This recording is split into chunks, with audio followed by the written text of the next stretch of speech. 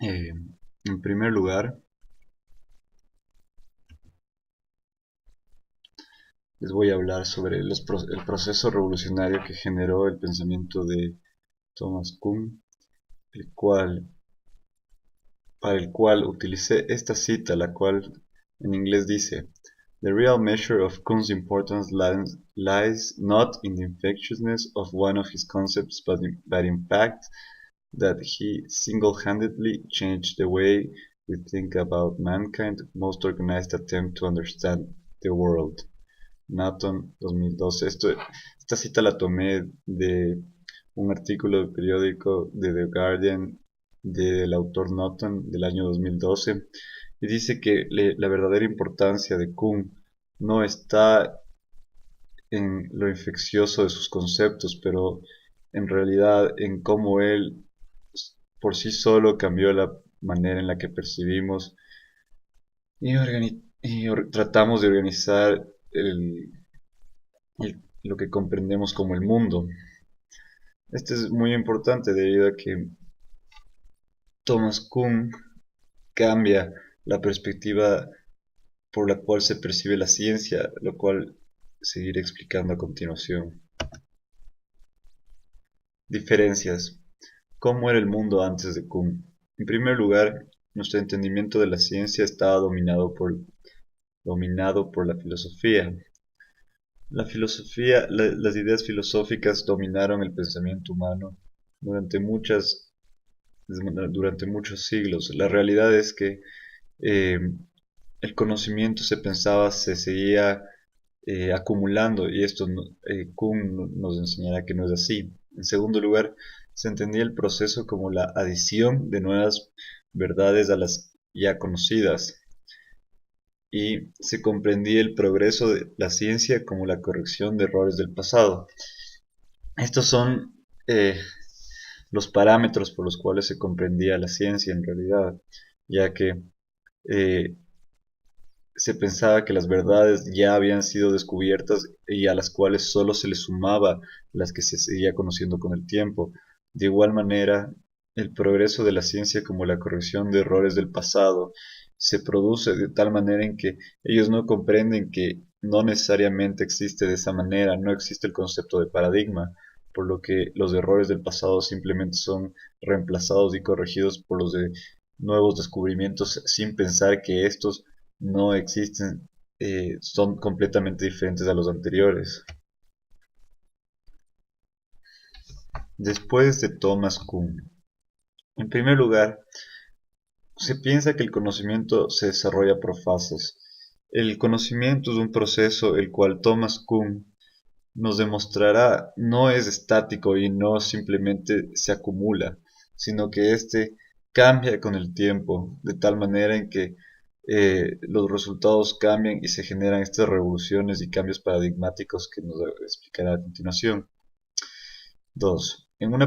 Aquí este segundo punto nos comenzará explicando las fases por las cuales el conocimiento se comprende desde la perspectiva de Kuhn. En una primera fase, los científicos buscaban resolver diferentes cuestionamientos conocidos como paradigmas. Aquí nos habla él de que el proceso del conocimiento se da mediante la reunión de diversos científicos que tienen un rompecabezas, algo que no pueden comprender y buscan explicarlo de alguna manera. Eh, en segundo lugar, se da lo que Kuhn determina como largos periodos de tiempo donde cuestiones sin respuesta se acumulan. Aquí he puesto una cita en inglés que me ayudará a explicar más fácilmente a qué se refiere con esto. In Kuhn's words, a proliferation of compelling articulations, the willingness to try anything, the expression of explicit discontent, the resource to philosophy and to debate over fundamentals. Esto en español significa, en las palabras de Kuhn, la proliferación de, de diferentes argumentos, la búsqueda, la búsqueda de tratar cualquier cosa, el expresar de forma explícita el descontento acerca de cómo se encuentra la situación sobre ciertos conocimientos, ciertas cuestiones que no han sido descubiertas y la recurrencia a la filosofía y al debate sobre fundamentos. Con esto, Kuhn determina como largos periodos de tiempo donde cuestiones sin respuesta se acumulan. Esto se explica de tal manera en que los conocimientos se acumulan, se acumulan, se acumulan, pero al mismo tiempo las respuestas no se dan de igual manera. Entonces, al no poder encontrar una respuesta a todos estos problemas, se debate desde los fundamentos hasta que se da por fin el final, el paso final, el cual está como mi punto cuarto aquí, que dice que finalmente se soluciona por parte de los cuestionamientos realizando un cambio revolucionario en las perspectivas humanas que el autor denomina como cambios paradigmáticos. Con esto se refiere Kuhn a la idea de que una generación entera no pudo realmente resolver ciertos cuestionamientos y para resolver los mismos tiene que existir un cambio en la conciencia colectiva, digámoslo así, para que se pueda comprender que desde los parámetros que se trató de entender originalmente no puede ser resuelto, por lo cual los cambios paradigmáticos se dan de forma revolucionaria en la cual se da paso a estas nuevas ideas humanas. Eh, Finalmente, aquí tengo las primeras palabras a través del océano de Stefan Zweig, lo cual utilizaré para relacionar el texto de Zweig con el texto de Kuhn, de tal forma que podamos entender con mayor claridad a qué se refiere con cambios paradigmáticos. Existen centros de poder que buscan adquirir mayor información sobre el mundo.